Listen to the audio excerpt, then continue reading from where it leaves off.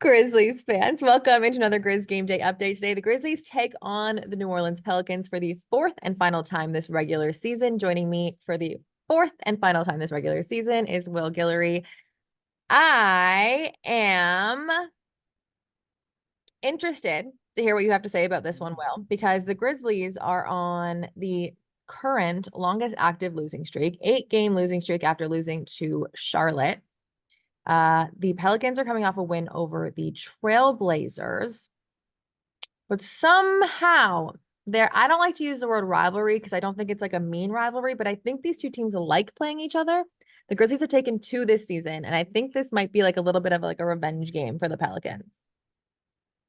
Yeah, for sure. I mean, before we get started, I gotta pull back the curtain and let the people know that just how much I enjoy doing this show with Kelcey is because I got a text message last night while I was at a Mardi Gras parade watching the Super Bowl, asking me to be on the show, and I dropped everything I was doing, and I said, "Of course, Kelcey, I'm coming on. I need to talk Grizzlies."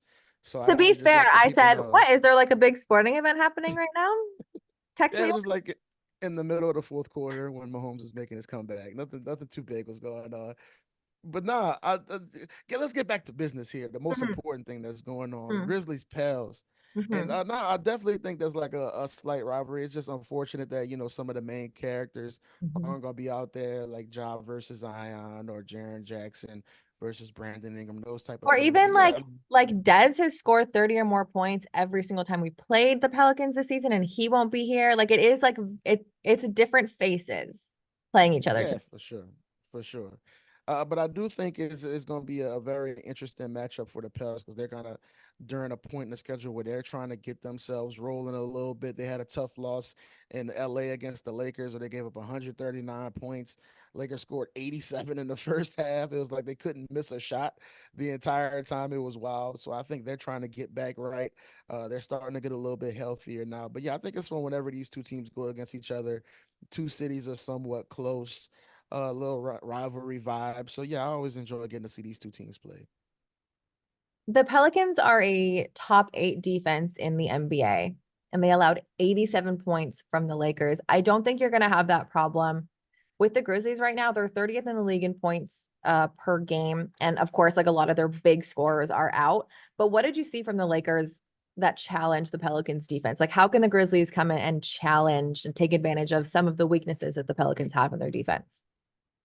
Yeah, I think one thing for sure, and it's something that's been a talking point throughout the season, is the Pelicans' three stars, Zion Williamson, Brandon Ingram, and CJ McCollum, really taking on the challenge of playing defense and kind of picking up where Herb Jones, Dyson Daniels, and some of these other guys are doing. And I think in that game, you saw the Lakers really attack Zion a lot, whether it be in pick and roll or they were cutting back door a lot when he was, guarding the guy in the corner.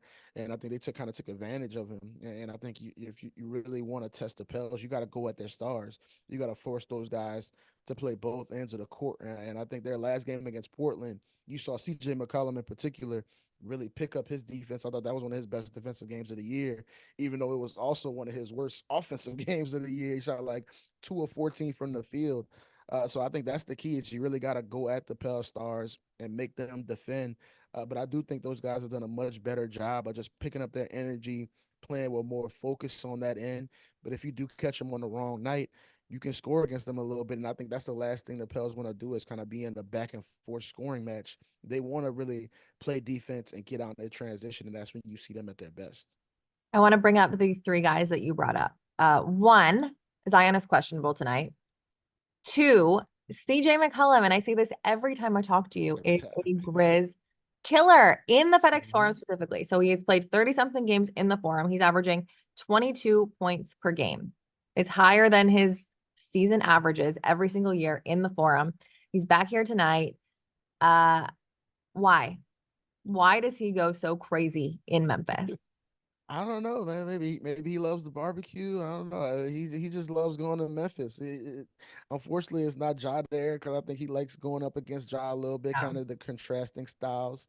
But yeah, I think it's definitely gonna be a game. He's trying to bounce back, like I said, against Portland, against his old team last time out. He had maybe his worst offensive game of the year. So I think he's gonna come out aggressive. And I think what you really seen from CJ this year is him changing up his style of play. He's shooting way more threes It's less kind of ISO, pick and roll, dribble, dribble, dribble type of play with CJ that we're used to seeing. He's adjusting the way he plays next to BI and Zion. So I think that's important for him is being smart with his shot selection and just getting up a bunch of those 3 pointers because that opens up the floor for everybody else. So if you see him coming out early, knocking down 2, 3 3 pointers in that first quarter, I think you'll see it's going to be a long night for Memphis because that's how he really gets himself going is coming out aggressive in that first quarter. One thing that I want to bring up, I have two more quick things before I let you go and celebrate Mardi Gras. One is the last time these two teams played, the Grizzlies had 17 blocks and the Pelicans had 6. And that had a lot to do with how they came out on top. Obviously, Ja scoring 31 and Des 27, like all of that does, but the 17-6 blocks was a storyline. Is that an outlier, or is that also something the Grizzlies can look to take advantage of this evening? Yeah, I mean, obviously, a big part of that is Jaren Jackson is such a great shot blocker, and the Pels are a team that want to attack the paint. You think of Zion Williamson, he takes all of his shots in the paint. Mhm. Brandon Ingram's a guy who likes to play downhill. So, yeah, I think the Grizz, if you're going to beat the Pels, one of the top things on your list has to be defending the paint, stopping them from getting to the rim at will. And I think that's going to be a big part of the game plan for the Grizzlies tonight is kind of slowing Zion down. I expect him to play tonight through the foot. Yeah, I think stopping him from getting downhill is going to be big. And then, of course, keeping Big JV, y'all know about Jonas Valanciunas, keeping him off the offensive glass because that's how he gets a bunch of his points in the paint as well. So that's going to be a big part of the game plan, of course, Yeah, is to and JV is protect the coming paint. off a big Super Bowl win, so he'll be so hyped. Huge Super Bowl win. He got the hug Taylor Swift at the end. His brother was there, Jason Kelcey. So it was a great night all around. I Yeah. don't know how he made it to Memphis so quickly. That's a nice little flight from Vegas, but we'll see how much energy he got. Yeah, there's a couple direct flights on Spirit from to Vegas, so I'm sure he was on an early one today. If you see a 7-footer on a Spirit flight, it might be a rough time for that guy. The last thing I want to talk about is you mentioned BI and Jaren. Jaren is the last standing original starter for the Grizzlies who is playing tonight. The last game that these two teams match up, Jaren had 19 points, 10 rebounds. BI is averaging 21 points and 6 assists. How important, how fun is this single matchup going to be tonight? No, Jaren's gonna be really big just because I think his size at the 4 position is always giving the Pels a lot of trouble. Just his ability to attack from the perimeter, making plays, off the bounce, getting to the rim. I think that's something that they've had trouble dealing with in the past. So he's gonna be really important, especially like we said with CJ. If he comes out and hits a couple threes early on, that forces you to take a step out, and that makes it easier for him to get to that left hand and finish at the rim. So I think that's gonna be a big point of emphasis is kind of holding him down, stopping him from really getting going offensively. Because once he starts playing downhill, that's what opens up shots for everybody else. And I think that's going to be another challenge for Zion, like we talked about, being able to defend with your star players out there. So I think that's going to be really important. Just what he brings, not only defensively, but just being able to attack offensively and make stuff easier for everybody else without Ja and Desmond Bain there. There we go. The game tips off at 7 p.m. tonight, everyone. Will, thank you so very much for dropping your life and coming on and chatting with me today. Absolutely, I always will.